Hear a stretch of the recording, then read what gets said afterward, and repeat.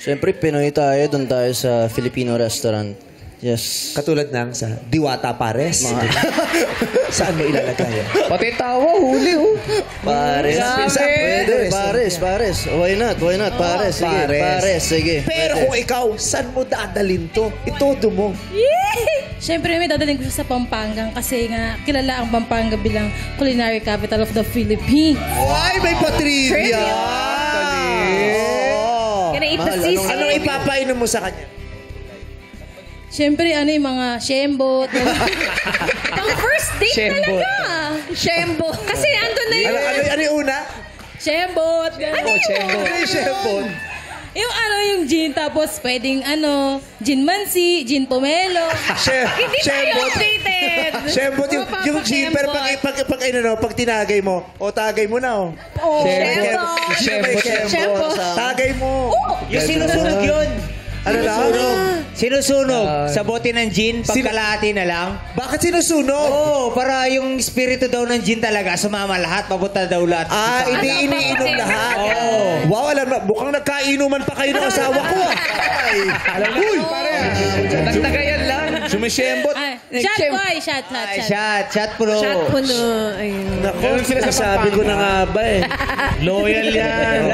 Very loyal si Ayon. Ikaw, kung ikaw naman, i-date mo siya, saan mo siya dadalhin? Diyan na lang tayo sa Kwekwekan. Okay na yun. Kwekwekan? Oo. Kung ikaw, saan mo siya ayaing mag-date? Iuuwi kita ng Cebu nang mamit mo yung pamilya ko. Jo, wag ka mag-react, babe. O, mamit ko to, babe. Papagluto kita ng, special dish ko na sinigang. Special dish ko na sinigenggeng. Sinigenggeng. Kasi kwek-kwek ang ipapakain mo sa kanya, ikaw sinigang naman. Wow. Anong ipapainom mo sa kanya? Kasi ito, anong papainom mo? Shembot. Siya may pa-shembot ikaw. Lalaban tayo, dito tayo sa Kulafu. Natinik tayo sa Kulafu, mga Cebuano, Kulafu. Tara. So, anong pipiliin mo? Kulafu o... Shembot. Paano iniinom yung shembot? Kunyari, itatagay sa'yo yung shembot. Ay, kunyari, bago mo tagayan siya ng shembot, paano mo i-offer? Titimplayin ko muna. Labasin mo yung espiritu. Tutorial to. Paano ginagawa? Paano ba yung timpla? Sa kanya mo kunyari, itatanong mo sa kanya, paano ba ginagawa ang shembot? Itanong mo sa kanya, Daniel. Mami, baby. Paano ba ginagawa ang yung kamay shembot? na isa, Paano? Kuha mo ng pitcher na may tubig. Okay. Tapos, ito yung gin. Okay. Tapos, kung gusto mo, iba-iba kung gusto mo ng pomelo, pineapple, o kalamansi lang. Pag kadalasan kasi pineapple salagay mo doon. Tapos, shake mong ganon. Subus mo konti. Tapos, saka mo siya susunugin para pag ganon. Parang gumagal siya.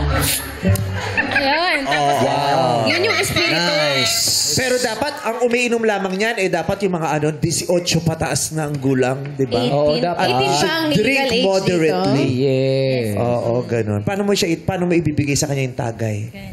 Isi-serve mo na sa kanya. Special na pamamaraan ng pagbibigay ng tagay. Go, Johaira.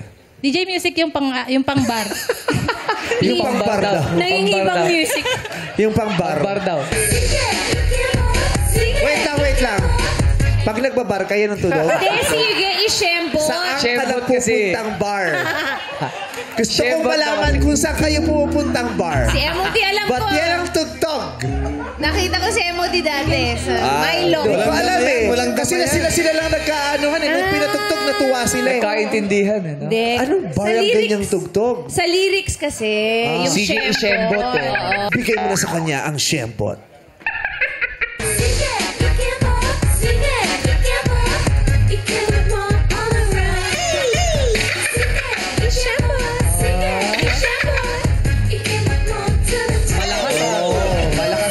Kung ganyan ka magpapatagay, sa palagay mo, hindi ba tatapon yung